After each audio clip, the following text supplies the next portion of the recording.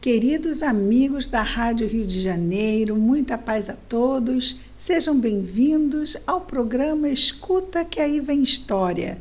Meu nome é Cristina Brito e aqui nós vemos as histórias, os casos contados pelo espírito Humberto de Campos, o irmão X, através da mediunidade de Chico Xavier, e atualmente estamos vendo o livro Pontos e Contos, publicado pela Federação Espírita Brasileira.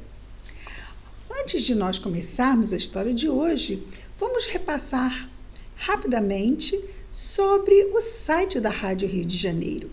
Lá podemos acessar os programas que foram ao ar nas últimas semanas e também podemos buscar informações sobre o Clube da Fraternidade, uma forma de ajudarmos na manutenção da nossa Rádio Rio de Janeiro. www.radioriodejaneiro.am.br. Uma outra informação importante é o Facebook do programa Escuta que aí vem história. Toda semana postamos, no Facebook, o vídeo do último programa, do programa da semana, na verdade, anterior, que foi ao ar na Rádio Rio de Janeiro. Então, sempre uma semana depois que o programa foi ao ar, nós postamos o vídeo na página do Facebook. Estão todos convidados a ir lá conhecer a página e nos ajudar na divulgação do programa, que é sempre muito importante, e sempre agradecemos aos amigos. Vamos lá então, queridos amigos.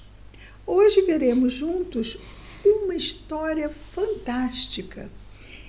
A história de número 24 de Pontos e Contos, que tem o título de Proteção Educativa. Vamos ver uma família, um casal, seus 4 filhos homens e a proteção que recebem de 2 amigos espirituais.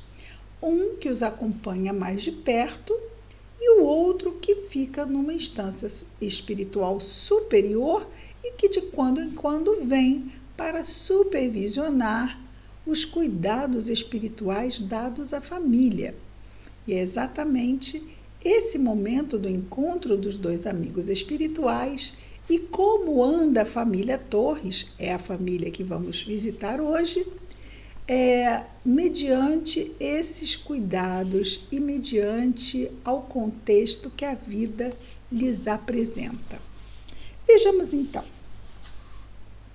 Nos conta o espírito Humberto de Campos. No jardim da residência confortável da família Torres, palestravam 2 entidades espirituais. Ezequiel, esclarecido mensageiro e amigo desvelado, viera observar os serviços de Antônio junto àquele núcleo familiar que os 2 haviam tomado sob dupla guarda, Ezequiel num plano superior e Antônio ficava pertinho deles para cuidar deles, Então nessa dupla guarda, em razão dos elos afetivos que os reuniam entre si, quer dizer, aquela família encarnada e os 2 amigos espirituais desde muitos séculos. E é assim mesmo, amigos, que acontece entre nós. São os elos do amor entre nós, filhos de Deus, nas várias instâncias evolutivas, e uns vamos cuidando dos outros, formando a grande família universal. Continua o nosso Humberto de Campos, colocando aqui a conversa entre os 2 espíritos, começando com Ezequiel, o amigo do plano superior, que pergunta a Antônio: como seguem os nossos tutelados? Compreendem agora a proteção divina? Com que esperança vivo refletindo na situação deles? Sabe você que muito devo a Malvina e João, o casal encarnado, em face das minhas duras tarefas no passado. Tive a felicidade de adiantar-me na senda evolutiva. No entanto, Não me seria possível esquecê-los. O companheiro, Antônio, ouvia-lhe as expressões sem ocultar a profunda melancolia que lhe transparecia no rosto. Ezequiel, todavia, dando curso às emoções sublimes do momento, prosseguiu. Aí continua falando o Ezequiel, que é o do plano superior. Congreguei, ou seja, reuni, meus velhos amigos com os adversários de outra época, no caso, os filhos, não é? E espero que, transformados em pais e filhos no cadinho doméstico, ou seja, no lar, possam agora avançar no rumo da paz que supera o humano entendimento, né? Que está acima, essa paz do humano entendimento. A gratidão não esquece os bens recebidos. No caso, o Ezequiel colocando-se como grato a esses espíritos e ajudando-os nesta reunião para a harmonização em família.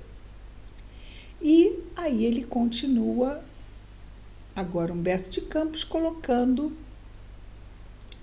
a resposta de Antônio. Mas Antônio primeiro faz uma referência a Ezequiel. Vejamos.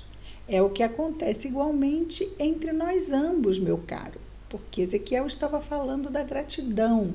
A gratidão não esquece os bens recebidos. E Antônio disse, é o que acontece igualmente entre nós ambos, meu caro.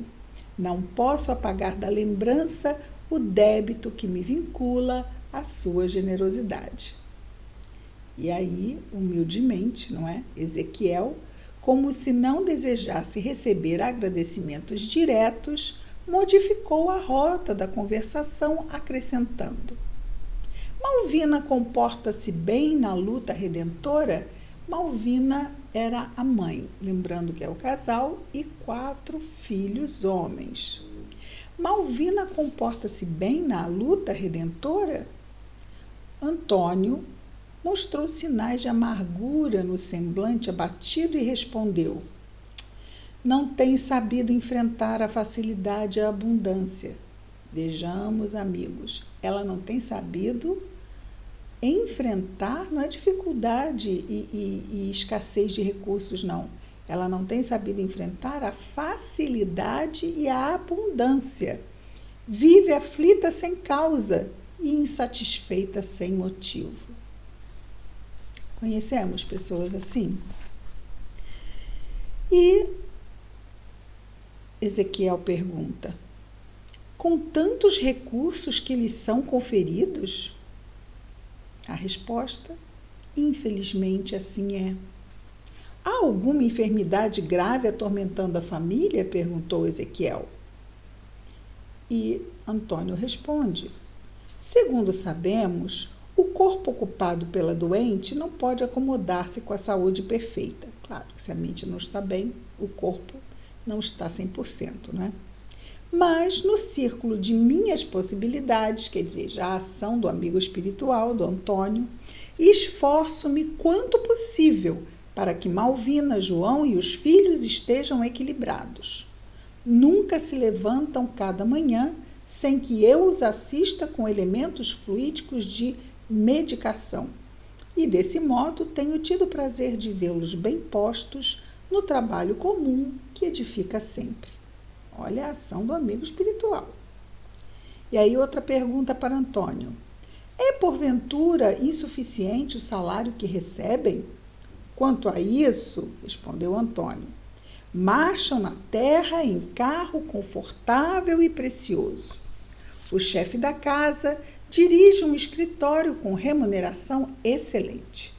José e Oscar, os 2 filhos mais velhos, são altos empregados de uma oficina em Todos os Santos, a localidade, não é? Hermenegildo e Paulo, os 2 menores, trabalham no centro urbano com vencimento compensador. Vencimento é salário, não é? Compensador.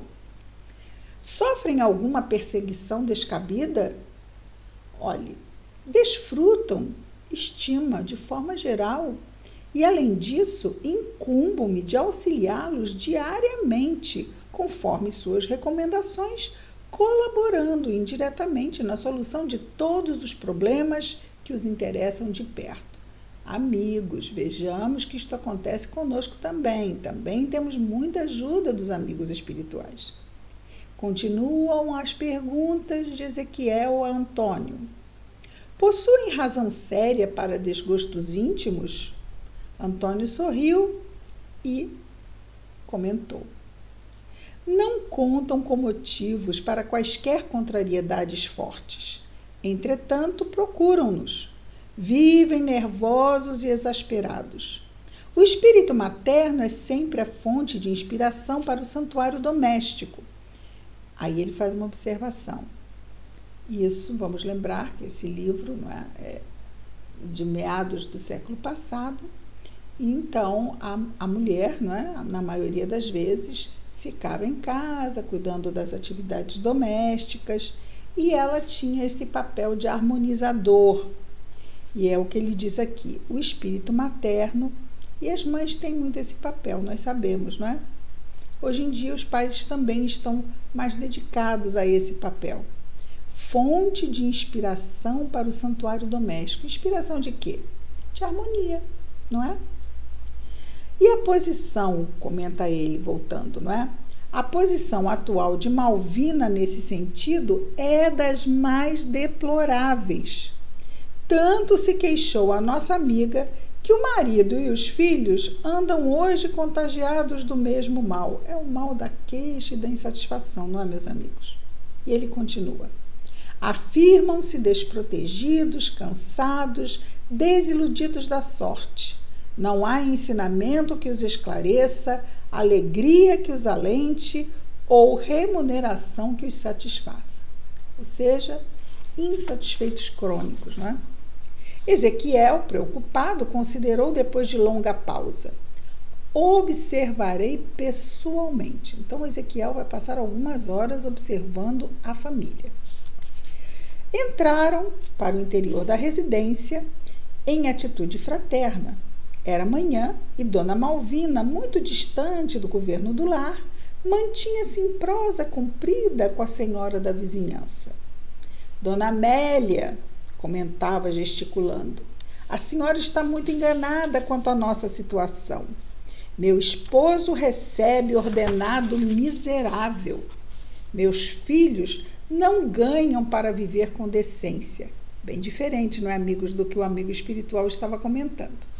E ela continua dizendo, não sei já como solucionar os presentes enigmas financeiros. Estamos empenhados em armazéns e lojas, ou seja, estão devendo em armazéns e lojas. Ocasiões aparecem nas quais, francamente, não sei como me comportar. É estranho, fala a interlocutora, a vizinha, porquanto sempre supus a sua casa em ótimas condições. Nós, tornava a protegida de Ezequiel. Vivemos atolados em débitos pesados. Ah, minha amiga, enquanto João se esgota, morro aos bocadinhos entre aflições de toda sorte. Somos muito infelizes. Lamentações alongaram-se pelas horas adentro. E tão logo se despediu da vizinha, outra amiga apareceu, continuando Malvina no mesmo diapasão, ou seja, na mesma frequência de queixa. E aí vem de novo a Malvina. Andava saudosa de sua palestra, minha boa Teresa. As pessoas atormentadas e sofredoras, assim como eu, necessitam ouvi-la. No entanto, Dona Malvina, objetava a amiga bondosa, o seu aspecto é outro. Creio encontrá-la muito forte e tranquila. Quer dizer, ela se queixava pelo próprio hábito, vício da queixa, mas ela estava muito bem disposta. E a amiga Teresa assim percebeu. Minha filha, respondia a senhora Torres, tornando a voz comovedora e mais trêmula. Nunca sofri tanto quanto agora. Não sei o que será de nós. Tudo está negro em nossos caminhos. No serviço, o esforço de João não é apreciado na devida conta, e meus desventurados filhos se esfalfam, se esgotam inutilmente entre exigências injustas dos administradores e vãs promessas de melhoria. Até onde iremos com nossas provações amargas? Já não sei orar, e tão grandes têm sido os nossos padecimentos que a fé me parece vazia, sem expressão.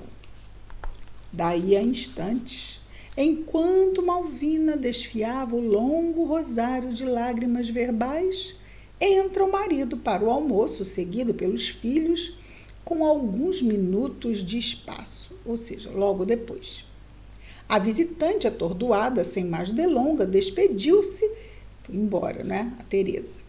E a residência dos Torres converteu-se num purgatório de imprecações, de queixas. O chefe da casa insurgia-se contra os políticos, contra os acionistas da empresa que se ligara, reclamava quanto ao pão mal feito e condenava o guardanapo mal posto, fazendo larga ostentação de autoridade, ao passo que os filhos lhe copiavam os gestos, excedendo em afirmações levianas ou insensatas. Dona Malvina, no centro daquele desvairado parlamento doméstico, enxugava os olhos inchados de chorar, proclamando-se a mais infeliz das mulheres. Por 2 horas consecutivas, ali esteve Ezequiel observando discussões e reclamações. 2 horas. O grupo não encontrava 1 minuto sequer para conversar edificando. Aquela meia dúzia de corações reunidos semelhava-se a um poço de águas envenenadas, expelindo lodo pelas bordas. Fundamente consternado, Ezequiel, o benfeitor, dirigiu-se a Antônio com amarga inflexão. É lastimável identificar a atitude de nossos velhos amigos. Infelizmente, não sabem receber o concurso da amizade reconhecida. Não dispõem de suficiente educação para registrar as manifestações de nossa ternura. A benefício de todos, porém, ficarão a sós por algumas semanas. A sós aqui é sem a presença do Antônio, do amigo espiritual. Antes que o mentor concluísse, perguntou Antônio espantado: que diz? Deixaremos Torres sem assistência? Que será dessa pobre família? Não aplicaremos remédio violento, elucidou Ezequiel convencido. A proteção aos companheiros na carne é comparada à que se dá às plantas. De quando em quando é preciso retirar, mudar, renovar, podar, sabemos, não é? Malvina, João e os filhos permanecerão sem escoras durante 30 dias. Você virá comigo para descansar em férias e verificaremos o proveito de semelhante medida. Creio que nesse pouco tempo fará Malvina intensivo curso de entendimento, serviço, gratidão e prece. Nossa amiga tem recebido até hoje a proteção confortadora, mas doravante necessita receber a proteção educativa. Então vejamos, amigos, proteção confortadora, aquela que vem, apoia, ajuda, versus, quando não estamos nos esforçando convenientemente, a proteção educativa, que muitas vezes, como na história, nos deixa por conta de nós mesmos, a fim de que, ralando os nossos joelhos, aprendamos a prestar mais atenção ao caminho que estamos percorrendo, não é? E ele continua nos dizendo assim, aqui o nosso Ezequiel, não é? O programa traçado foi cumprido Na verdade, o comentário já contando a história, o nosso Humberto de Campos. O programa traçado foi cumprido integralmente. A breve trecho, a Casa dos Torres experimentou enorme alteração. Vejamos o que aconteceu. Tão logo se ausentou Antônio, o amigo espiritual que ficava ali com eles, não é? Tão logo se ausentou Antônio, o silencioso amigo oculto, o desespero ali atingiu a culminância. Os filhos do casal, no dia seguinte ao do afastamento de Antônio, se empenharam em luta corporal no repasto da tarde, ou seja, no lanche. E Oscar teve o braço direito quebrado, recorrendo à intervenção médica. No terceiro dia, Hermenegildo foi dispensado do trabalho por insubordinação.